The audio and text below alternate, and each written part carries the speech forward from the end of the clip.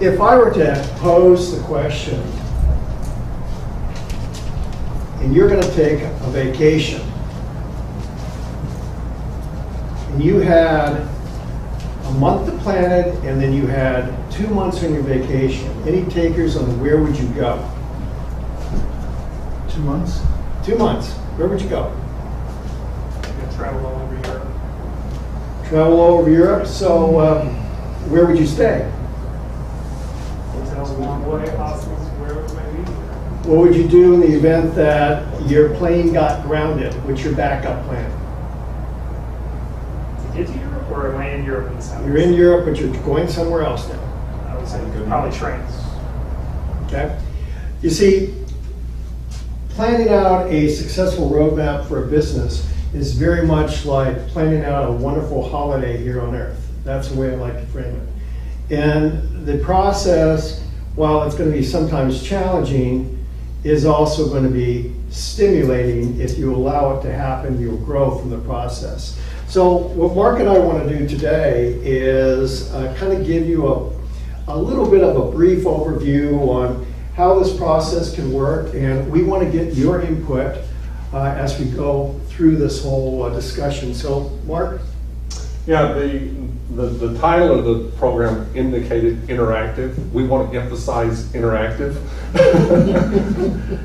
We're going to walk through a case study of a company that John and I have worked with in the past, but we're going to look for your help and assistance to try to find some things or connect with maybe what your business does as we go through the life cycle here. We know it's 10 till 5 on a Wednesday. You've been here all week off and on, so we're going to try to be very active so you don't fall asleep on us. And thanks to Jeff, it's nice and cool. So in here, so Free room. yeah, free room. So let's go ahead and get started, and I'll lay out sort of the profile of the company that we're going to talk about today. So, John, you want to write down on the board over here so we can keep that in front of us? When we sort of, to John's point about the trip, we want to know where we are today, where we're going, how we're going to get there, and when we want to get there. So it's really easy on the profile. We have a company that's $1 million company. So that's sort of where they are today. They want to get to a $20 million company in about 5 years, okay? So that covers where they're going and when they want to get there. But in most companies, the big question is how you're going to do it. Now, they're going down this path right now, but they're facing a lot of challenges, a lot of hurdles. That's where John and I came in to start working with them on what's their strategy, what things do they need to do different, what do they need to eliminate, those kind of things. So in your business, hopefully all of you started out with your business with a vision in mind on where you wanted to get to. But did you actually have a plan when you started? John, do you want to talk about some of your example with the Well, in this case, with this particular company, they had a vague plan. There's some people who just say, I have an idea in my head. That's the worst plan. You need to take it out of your head and put it in front of you. It's kind of like when we were talking a minute ago about planning your holiday. Well, gee, if you just say, I have a vague plan, I'm going to go to the airport and buy a ticket, and I'm not really sure where I'm going to go, but I guess, oh, what the heck, I'll just go over here. Well, that's fun if you have a lot of money and time to burn, but most people don't. And if you're in business for yourself and you want to build yourself an empire, you have to have a definitive plan. So in this company's case, they had a half-baked plan, but not a fully baked plan. So what we wanted to do was challenge them to, what did you do on implementing even your half-baked plan? And that led us into the next part, where when we sent them out the questionnaire, it provided an opportunity to do the MRI. Any of you ever... Add a zero here because we're going to go to 20 million. Thank you. Any of you ever gone to the doctors and had a physical exam, and before you had a physical exam, you thought, you know what, I'm really healthy as a horse. I can go out and jog, you know, the whole 10-mile run or whatever, and then the doctor checks you out and says, you better not. You don't know that you have a heart condition. Oh, really?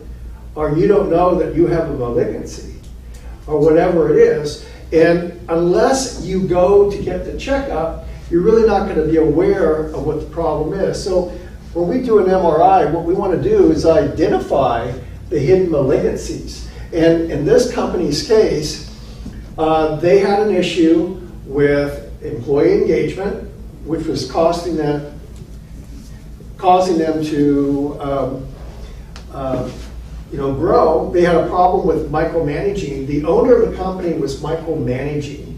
And then he'd be complaining about, well, gee, no one's implementing anything. And you go back to talk to the people who are implementing things, and they go, well, we can't, because when we tried to, he micromanages. And so it was a vicious cycle, and that in itself is a classic example of a bad malignancy within the operation. And we just went ahead and did an employee interview process with one company, and this client wants to go from $800,000 to $10 million and sell the company. I said, well, one of the things we need to do is interview your employees. Oh, they all like me. They all love the company. I said, really? Well, let's find out. Well, the end result is he got the report, 20-page report back, and said, oh man, I was so ticked off because I really thought they liked me. They're saying all these negative things. And I said, look, that's the good part. We flushed it out. Now that we flushed it out, are you willing to start giving yourself the tonic medicine to fix the issues? One of the things we flushed out is he discovered that his employees want to be making a lot more money than he could pay them. Is that not a common issue with small businesses in particular? Of course it is. The disconnect on that is unless they see what they need to do to contribute to represent the brand of the company so the company grows, you're going to be in that vicious cycle. So that was one of the things that we discovered. But in this particular case, it was that. What are some of the other issues that came up? Well, one of the things was they were struggling with getting the right products in the hands of their customers. They had good products, but it wasn't necessarily the products that their customers wanted. So they were trying to sell something that was a really good product, but not something the customer wanted. So there was not a good fit. Yeah. So they didn't have that in place. So they had customers? They had customers. And they had a product that didn't fit their customers? Some of their customers. Some of their customers. Some of their customers, not all their customers. Okay. So when they got ready to expand, to grow their business, they had customers that were willing buyers, but the products that they were wanting to expand with were not a good match. Oh, so they were expanding with these products. Yeah. Okay. Yeah, we're not a good match. Yeah. We're not a good match. And then funding was a real issue for them as well. They were underfunded for what they were trying to do. So going out and getting the funding was a bit of a challenge because they didn't have the right systems in place. They didn't have the right management structure in place when they went to talk to investors. And that was one of the reasons why they came to us, because they were trying to raise investment capital. And in order to do that, they needed to have a better, clearly defined long-term plan. And when they say to us with a straight face, well, we want to sell this company in 3 years from now for $20 million, and it's only worth $1 million at a time. And we go back and we analyze what's going on. What we discovered is their roadmap was going to take them 4.8 months to get to the point where their company would be worth $20 million. And there are specific steps that need to be taken in that roadmap. And if any of you want any of you request the case study, we can go ahead and send that to you, and I think it'll be really clear on what was going on with this particular company. And some of it was that the business owner had a lot of family issues. And the family issues were monopolizing how much time and energy he could put into his company, and then he was scattered as a result. Was the family in the business? The family was not in the business. Okay, so it's separate family issues. Yeah, and that's a good, I'm glad that you brought that up. If you have family members in the business, sometimes, That adds a whole nother layer of complication. yeah, sometimes that could be a real recipe for disaster. But all these things are uncovered though, when we go ahead and we look at what's really going on in the bowels of the business. And until you're able to identify really what's going on and what's going wrong and what needs to be fixed, you're never going to be able to take the next step. What are some of the things that you guys might see in your own business that really cause big hurdles that you have to get through, either with customers, employees, systems? This is for the interactive part. I'll throw it out there because I spent 2 hours last night with them. Just an employee, the triangle of communication between the employee, the client, and the owner. So my specific process is the billing process, the invoicing process of clients is not through the tutor, the academic tutor business. Tutor's the happy face, make my grades better, lots of smiles, interactive point with the client, but then somebody's got to send the invoice and get it bill paid. But the employee who doesn't report back to the owner that they skipped a session, postponed a session, missed a session, can quickly grow a difference between what their client thinks they're paying for and what they're actually getting because we actually credit postponed sessions. So the goal being to never pay for a tutoring session doesn't occur. So in this case, the tutor thought the client's job was to tell me they were postponing. I think it's the tutor's job to tell me they're postponing. The client did tell you. The client did tell you once they got a bill for for services that weren't performed. They blindly paid bills when services weren't being performed. To the point now where they're owed a couple months worth of tutoring. So the tutor's been overpaid a month because she didn't even report she wasn't tutoring and got paid. So the communication is the bottom line. Is the two-way communication, positive confirmation of the message heard is my biggest challenge. Anybody else have that kind of a situation that's come up recently, and how did you resolve the problem? You talking about something like that? Or? Yeah. Well, I would think that almost like a company, you have to submit an expense report to get paid for your expenses, almost like a tutoring report. Session happened, session didn't happen, any comments or feedback. And, if they don't submit a report, then they don't get paid. You can almost make it automated now on an iPad where you click maybe 3 buttons, hit submit. What I found was that she had not thoroughly read the employee agreement that she had signed. That never enumerated those duties. If they don't get a check, they'll do whatever you want to get the check, right? Well, and that's, they'll make sure they that's a submit a good point. report. If we don't submit, if our guys don't submit the paperwork that they have to do to close out a job, they don't get paid for it. And they'll say, hey, when's that check coming? You haven't finalized the job yet. Even though everything's done and I'm missing receipts or something's missing from their file. But I would think that's a good check and idea. balance. A ticket or something that says, complete, et cetera, just kind of like punch it out. But with tutoring, you probably need something more than just this happened. It's like, this is what we discussed and this is the next tutor session. Yeah, can't do that with 25 tutors. Well, you can make it as simple or as complicated as you want to, but for his problem, he just needs a very simplistic form. Yeah. And, and it can be automated, like today's session didn't happen because the client needed to reschedule, send, and it goes to Mike's and, Yeah, don't that's pay all for I that needed because to it know. didn't happen. To Or it did happen. Credit forward the next month. The bottom line is, in some cases, we just need more face-to-face meetings. So this particular tutor and I will have a face-to-face meeting about what the employee agreement says, how we can be better. And, I'll accept some blame, she'll accept some blame, and we'll hug. Well, I think in most businesses, even just in life, communication is a big hurdle, regardless of if it's with employees or you're talking to vendors or even, you have a face-to-face type customer. Yeah. And there were errors of omission, errors of assumption.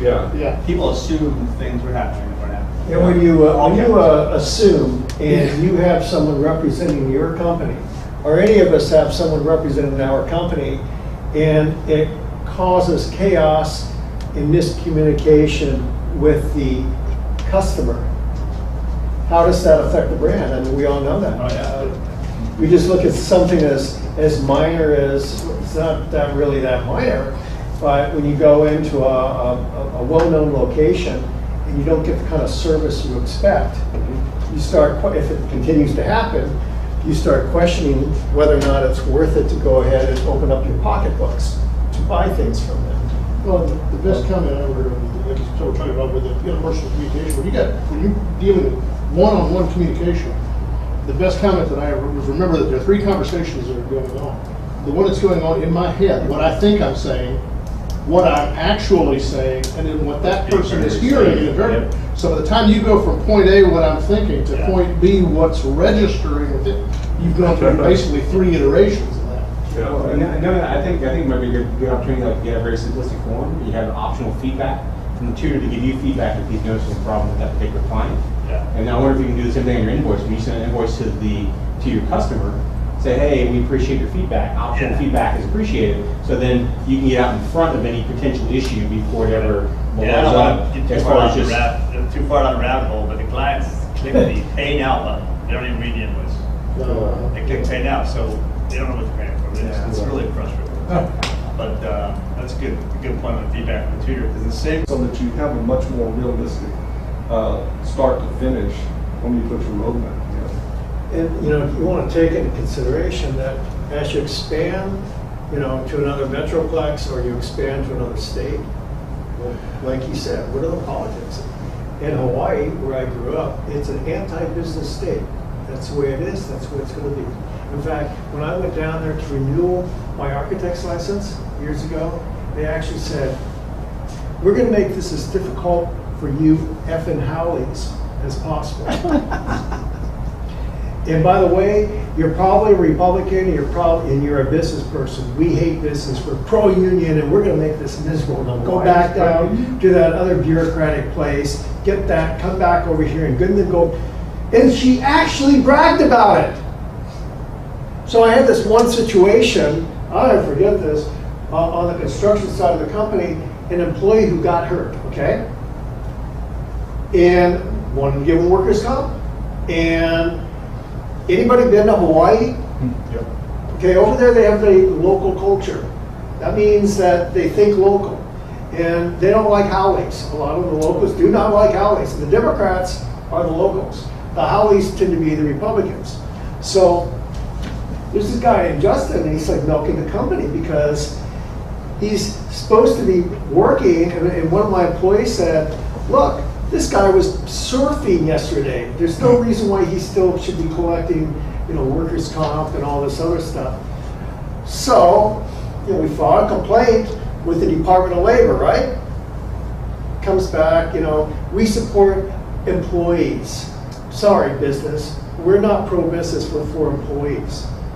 And there's a lot of history and politics in that, which is why that's important. I got on the phone, and I knew the guy who was the head of the Department of Labor was a big Democrat. And they had these student rices, a fundraiser for the political party. I called him and says, my name is John Russell. But when I called him, I said, hey, this is Johnny Russell. Hey, how's it going, bro? The guy goes, oh, yeah, Johnny, do I know you? And I go, hey, bro, you know, you were at the last student rice, huh? Whoo, we got one problem. We got this Howley. Oh, Howley. I go, yeah, it's a Howley. He's from the mainland. Oh, from the mainland. I go, hey, he's a surfer kid, and he's trying to collect unemployment and trying to he's milking the company. He's a Howley. Hey, brother, what's his name? We'll make sure that he gets cut off. Now that is a true story. You need to understand the culture, and you need to know how to walk that talk. And as you grow and expand, you need to know what you might be dealing with. So I got a question for the finance guys and the chiropractor. Because your business is, I take it, very local. What are some of the big challenges you guys have in more, I guess, as much from a strategic standpoint? Are you sort of where you want to be?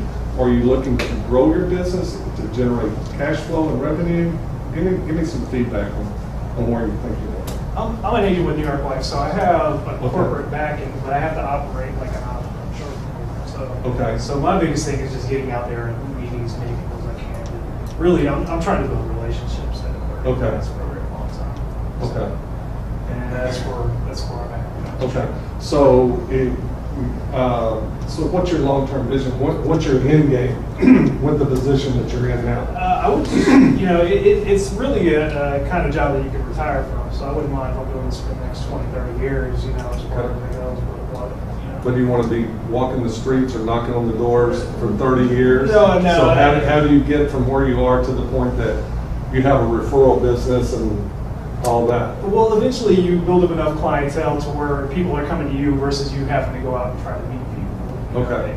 The flow of customers kind of reverses itself. Is it still a sole business, a self-employed single business, or did you start building a team of people? Or? I haven't really got that far. Just to be honest with you, I'm still thinking. Hopefully I'll get to the point where I can employ an assistant to take care of the paperwork side of things. Okay. That goes to the plan, doesn't it? What about the chiropractor guys? Well, I mean, I'm local here. My goal is always to get people as close to the office as possible. I just find, especially as traffic becomes ever cumbersome. But I'd say I probably have a higher percentage than most clinics that I have patients that drive an hour 15 each way to come see me because I ran clinics an hour 15 away for many years. Okay. Ultimate goal is just like prior clinics, create a primary referral base. I have this constant dilemma of do I try to grow the practice bigger, which means more overhead, managing employees, and more stress, and a higher break-even point, or do I keep writing this small boutique personal care that I have now, which I enjoy because I have young kids, so my dynamic's ever changing. They're in preschool, but eventually they'll be in school and Soon as they get things their like that too. driver's So I'm also trying to think future as well. Lately, it's keep doing what I'm doing, but also some diversification. I've been talking to some people about in the virtual space, and then some in two different avenues with that, just to kind of, because the more diversification comes in, then the more I keep enjoying what I'm doing. Where would you be on this roadmap?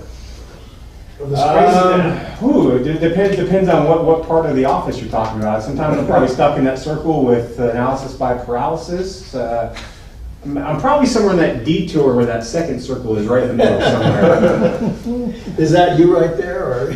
No. You're in the cul-de-sac? Yeah, I'm in the cul-de-sac. About halfway where I want to be and figuring out if I keep going that direction where I go. What about you? What's your practice? I'm pre-opening. Okay. I should open in about a month, 2 months. So I have a big vision, but feet on the ground right now. So are you at some point going to need to look for funding to help kickstart I have funding. everything? Yeah, Or you I have have funding. funding, Okay, so you've already gone through that process. Yeah. Okay, good. About to sign a lease, do build out. I'm doing a lot of marketing and need to Okay. do more.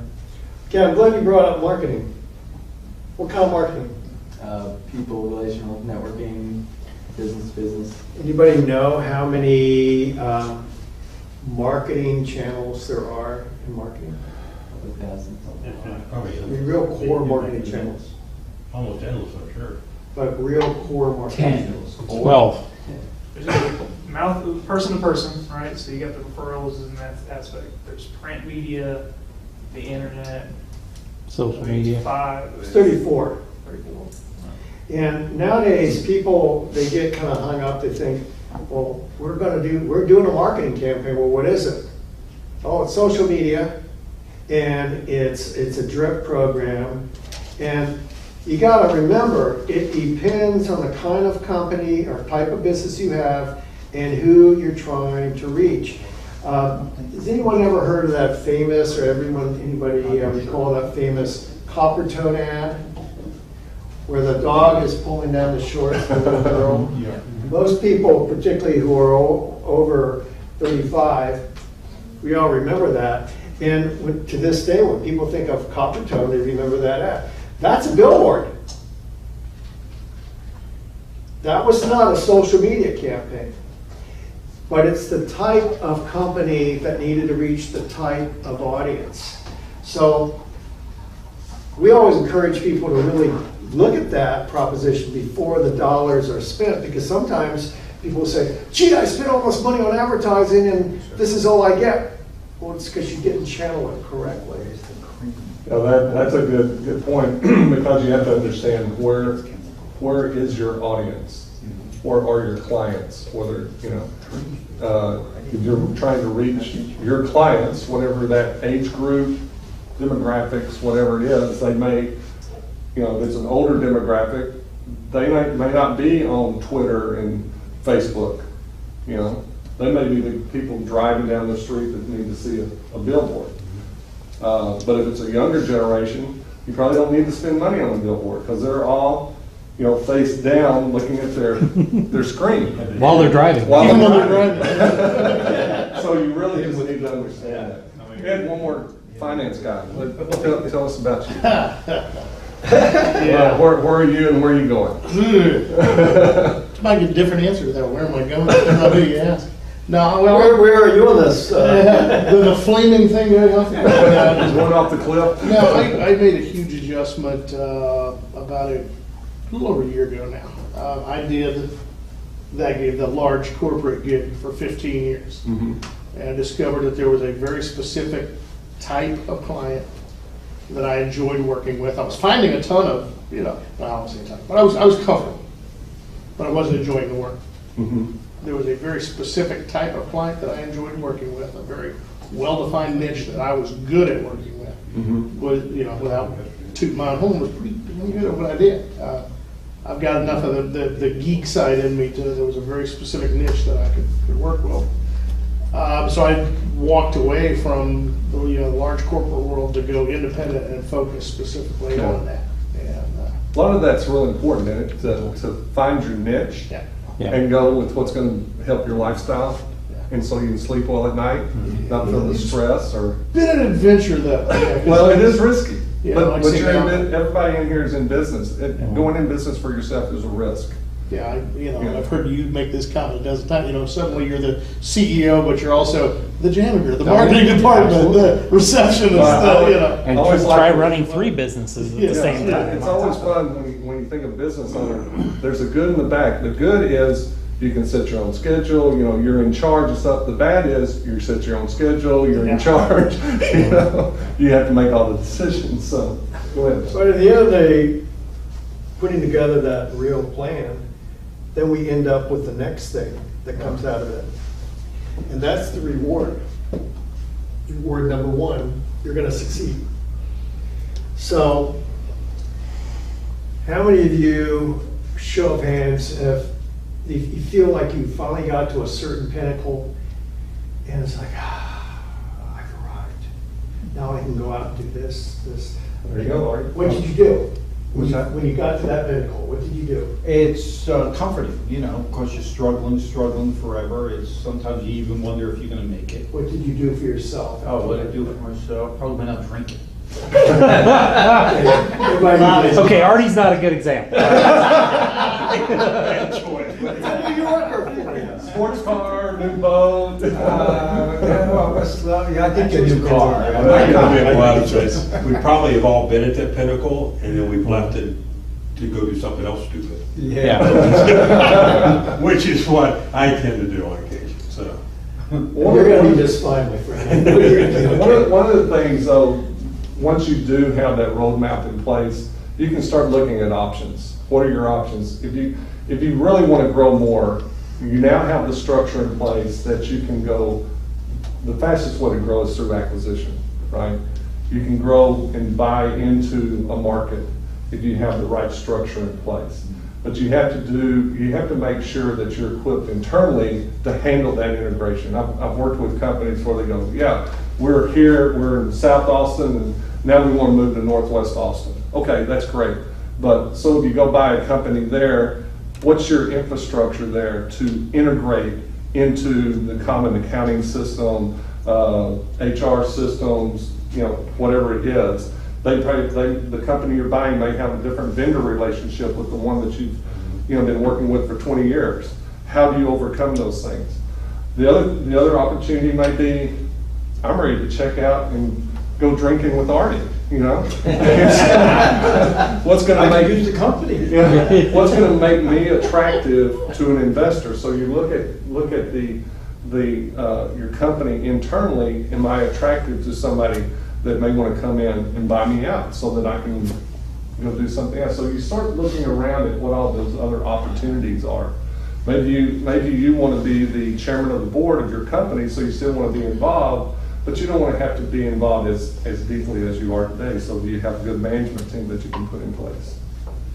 We never want anyone to get to the point where they get so burned out, they just say, I don't care, I'm gonna just shut the doors. That's the worst thing you can do. You need to be planning for that golden parachute. If the business is worth something, then that's a golden parachute. You can take that money and do wonderful things with it. Several years ago, I had a string of delis, and they did a business planning day with them. And and by the way, when I walked in the deli, I could notice that the guy was in there doing this, and there were cobwebs on the ceiling and all that. It was terrible. And I said, you guys are dysfunctional. Fill this out. We're going to do an MRI. And when they came back, the owner said, we want to get out of this. We never realized how much we hate what we're doing. We're just burned out. We've been doing it for 20 years. This is why everything's really crappy. And I said, okay, well, can you hold on for another 2.5 years so we can increase the value of your company? Because right now it's only worth this much. Would it be better to sell it at that much? And do you think you can be disciplined enough to implement the changes? Yes. We brought in also someone like David, who took a look at what their real margins were and analyzed it and crunched it and said, by the way, if we increase the price of this, you'll end up with that, and that'll absorb this other thing over here. And it worked beautifully. And I am proud to say that 2.5 years later, they sold their company for $2.5 million more than they anticipated, and they've been living in Spain ever since. Goes back to experience life to the fullest. But it ties in with planning ahead. And the other thing is, when you've reached that pinnacle, I think all of you have good hearts. You're charitable, you're giving. Boy, I'll tell you, it feels so good to write a check for a good cause. It really does. It feels so good to be able to say, I know that this person needs a little bit of a lift. There's a guy who owned the Pizza Huts in Hawaii. He put 120 kids through college. I said, what? I'm just curious. He says, it feels good to do it. I don't have the money. That's good. That's how, it's really self-perpetuated at that point. So, and then we get to the end of our cycle here today, which is, we say sell, but it's really what's your exit? What legacy do you want to leave for your company? And really, I like the first question first. You ask a business owner, what's the value of the company? Well, typically their value is much higher than what an investor thinks it is. Ever seen that, Art? Every day. So it's really, what we encourage people to do is really step back and look at your business as through the lens of an investor. When you're in it day in and day out, you know where all the warts are and bodies are buried and everything else. Somebody coming in, they will eventually find those things. If they do a good due diligence through an acquisition process, they're going to find everything you've been trying to cover up and hide from them. So the best thing is to eliminate those things before you put it on the market or before you go out to try to find a partner or acquire. You got a question? Yeah, well, I have a comment actually. I talk to business brokers, those kind of people that deal with this every day. And their comment is when a potential buyer comes in and they see the current owner as the business, therein lies a huge problem, because if that owner goes away, what's the real value? So you have to really have those processes in place so they're buying something concrete as opposed to just the expertise of that. That will decrease the value of a company quicker than anything and else. That's a strategic recruiting plan ahead of time. That's right. And, really putting that place, or putting you in place. To get the ultimate value out of your company, the owner needs to be more like the chairman of the board. They've got a CEO in place that's taking care of the day-to-day stuff. You'll see some of these older companies where somebody started out from scratch, they've been working it for 40 years, they're ready to exit, but they don't want to let go completely. If they don't, they're going to have a hard time selling it for what it's really worth. because of that person goes, but they can always move themselves out, bring in a strong CEO, management team. They can still be out there and, shaking hands with people and participating in the running of the business, so they still have that satisfaction of the business. But an investor coming in, they can look at, okay, you've got a strong management team in here, you have good systems, you have good vendor relationships. I'm not going to have to invest a whole lot in the business when I buy it. That's what's going to devalue the company, because an investor's going to come into the business to look at a business, and one of the questions is going to be, how much am I going to have to invest in this business, whether it's time, money, resources, whatever it is, and they're going to start subtracting from whatever you might be asking. Because if you're the center of the business, once you pull out, how many customers am I going to lose? How many employees am I going to lose? What's going to happen? And the other part of that is, what's the value of the current locations where you're at? Did some of your locations end up in a high crime area after 10 years? You need to think those things out. What's the value of the employees that have been in your company, and how many of them have stayed with your company? What's their level of loyalty? And can they really represent the brand after the company's being sold? What are the trends for this type of service and product? These are all things that need to be taken into consideration. And that goes back, though, to the long-term idea of having a plan, because when you have a plan, we look at some of those questions, because at the end of the day, this is where it ends up. And when you have a company that's worth selling, and I'm so glad you brought this up about the owners. The owner needs to be separated from the brand. Anybody reads, the E-Myth, talks about that all the time. You need to be separated. You need to sell the brand, not who you are, because if the brand is worth something, you're going to make a lot more money. And you don't have to worry about whether or not it's tied in with you or not. So, what do you think the value of Tony Robbins' company is?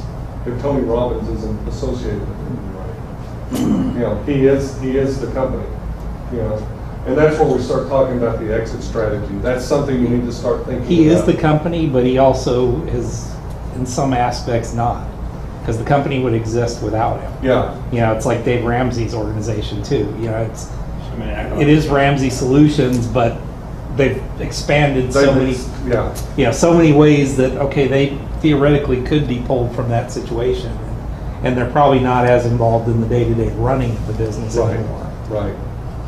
But when they have the big conference for Tony Robbins, if Tony doesn't show up, it's probably not going to get as many people.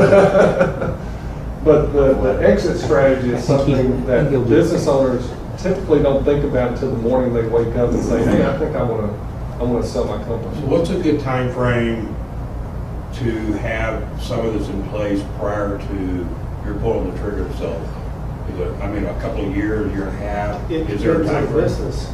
Okay. Depends on the business. So when the MRI has been conducted, we find out what is the MRI is what you referenced that a couple of times. It was the second slide. Bill, where you're looking at malignancies. That's what okay. He's all putting in medical terms. I knew where the you referenced. Okay. So you don't want to sell an unhealthy and unhappy business, because people go, I don't want this. I'll get the disease too.